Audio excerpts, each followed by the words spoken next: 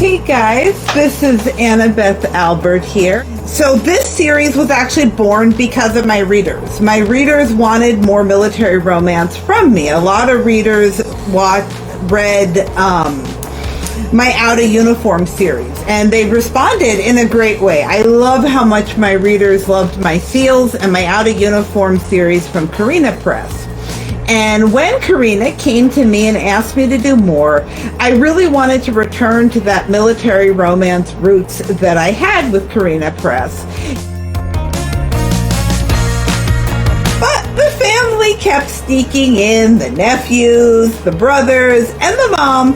The mom was really fun for me to write because she's this really strong personality who is a Navy wife.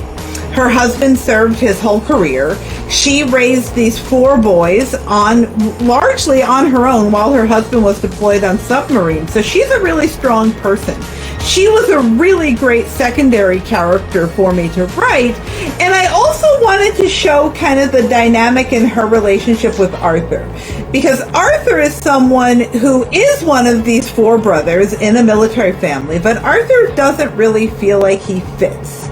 He's not serving in the military. In fact, he's not even a big fan of the military. He's a music nerd. He likes obscure medieval instruments. He does digital music production. He's not a military guy, so he's not really sure where he fits in this family. But Arthur's mom loves him unconditionally. But she might need a little reminder that Arthur is his own person. And so that was kind of the arc I wanted for Arthur's relationship with his mom. And I wanted to get to do fun research because I love doing research. And I wanted to research an unusual occupation from the Navy. And I wanted to do something that I haven't seen in a lot of books. So I started thinking, what do I want to do? Do I want to do Navy firefighters? Do I want to do people on an aircraft carrier? I kept coming back to the idea of the submarine service. And what I loved about submarines was I discovered that the nearest base was up in Washington. I'm here in the Pacific Northwest. I got to set the series in the region I love here in the Northwest at a base that I've actually seen, and I was like, yes, this is awesome.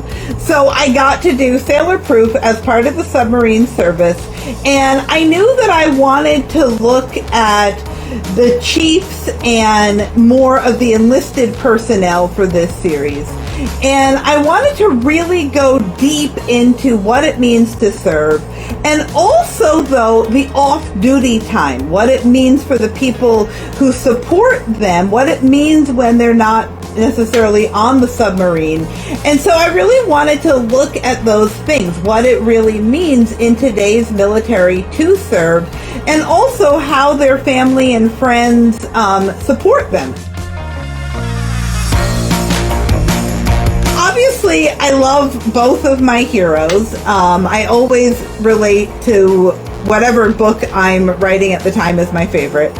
And I always kind of slide into that point of view of the character while I'm in their head.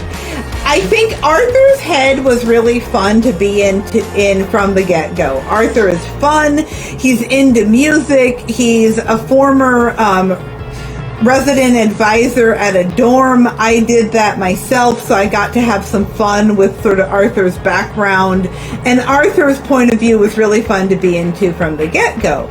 But Derek surprised me. Derek really surprised me because I loved being in Derek's head. Derek is loyal and he feels things incredibly deeply. And so when I wanted to show some of the sweeter emotions in the book, I found myself in Derek's head because Derek feels so deeply. And that was just awesome for me as a writer to get to feel those emotions right along with Derek and Arthur. All those first time falling in love feels, all those, oh my goodness, I thought we were fake dating and now I have very real emotions feels. Like, that was just awesome for me. Well, longtime readers know that I absolutely love talking craft. I love talking plotting and writing and how I craft the books. I think the number one advice that I have for aspiring authors is simply write. and keep writing. A lot of times when we're not published yet, we think I just have to finish a book. And if I finish a book, then that will be the book. It doesn't really work like that a lot of the times. For me, it was actually book 8 or 9 that was the first book I sold.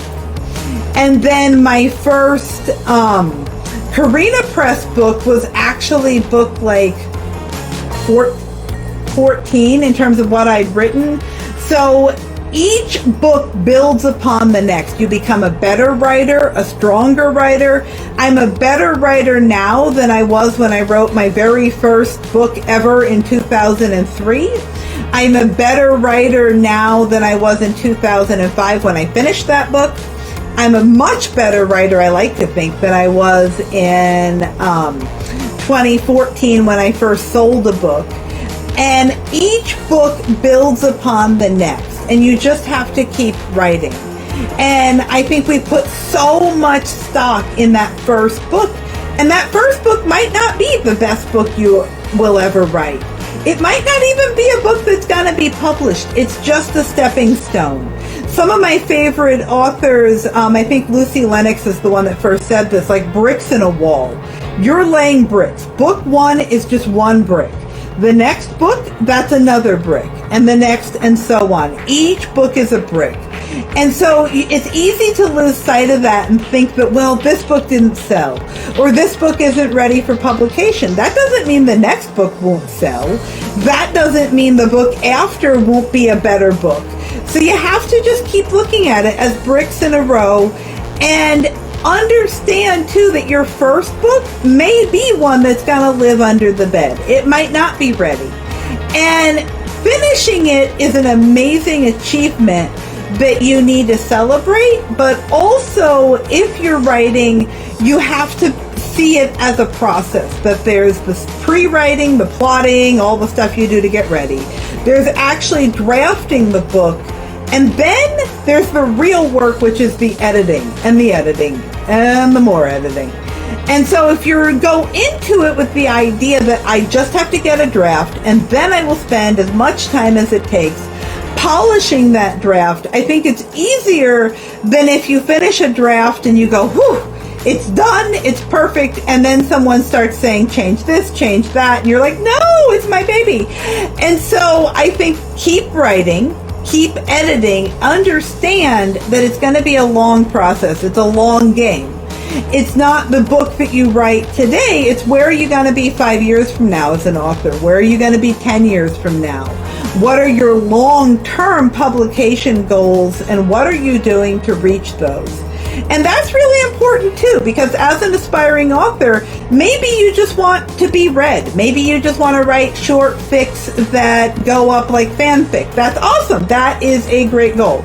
Maybe you just want a book published, but maybe like you've been dreaming for years about being in a bookstore. So maybe more traditional publish is going to be your thing. So understanding your goals is going to help shape you as a writer. Sink or Swim is coming in February. It's book 2 in this series. And Sink or Swim features the brother of one of the heroes. So this book is one of my absolute favorite tropes, best friend's little brother.